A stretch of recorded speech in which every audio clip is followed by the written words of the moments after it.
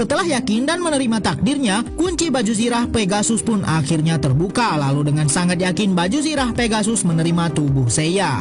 Kini Seiya pun berhasil menjadi seorang kesatria Pegasus. Namun dia masih belum terbiasa sehingga ia mendapat pandangan ke masa lalunya. Sampai ia menyadari kalau ayah yang merawat Dewi Athena pernah bergabung ke dalam komplotan yang menculik kakaknya. Setelah mendapat pandangan itu, kini hati Seiya tidak lagi bersih. Ia berniat ingin menyerang ayah Dewi Athena. Bahkan kini setelah mendapat kekuatan Pegasus, Seiya malah menyerang Marin. Walaupun Marin sudah memperingati Seiya jika pikirannya tidak jernih, maka baju zirah itu akan kembali menolaknya. Seiya tidak peduli akan hal itu dan terus menyerang Marin sampai akhirnya baju zirah itu kembali menolak Seiya. Ia pun kembali ke rumah tempat Dewi Athena bersembunyi dan mencari Alman, ayah dari Dewi Athena. Namun untung saja Dewi Athena muncul di sana dan menghentikan Seiya. Lalu Seiya pun akan dibawa oleh Dewi Athena ke tempat yang cukup jauh untuk menjelaskan mengapa ayahnya menculik kakak Seiya waktu mereka masih kecil. Karena Athena keluar dari persembunyiannya, maka pasukan Gurat pun pasti bisa mendeteksinya dan akan menemukannya. Maka dari itu, Alman pun langsung mempersiapkan pertahanan untuk melindungi Athena. Dan benar sekali, pasukan Gurat sudah datang ke tempat persembunyian Alman dan Dewi Athena selama ini. Saat Seiya mencoba memanggil kembali baju zirah yang sempat ia dapatkan, ternyata usahanya gagal karena baju zirah sudah menolaknya lagi.